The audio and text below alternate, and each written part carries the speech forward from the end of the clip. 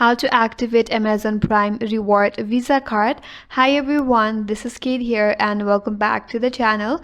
And on today's video we will learn how we can activate Amazon Prime Reward Visa card. So without further delay, let's get started with this video.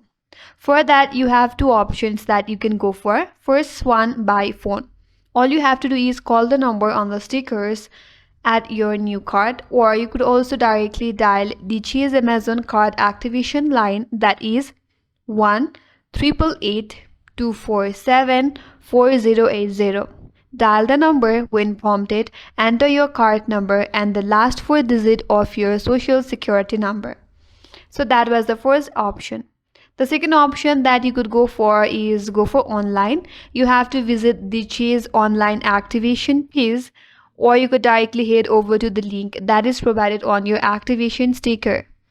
So follow the link and then you have to log in or enter your application account, card number and SSN. Then make sure that you follow all of the prompts carefully to activate your account or your card. So normally Chase site supports quick online activation, so the either method will let you start using the card immediately, so you can go for one of the methods. That's it. That's all for today's video.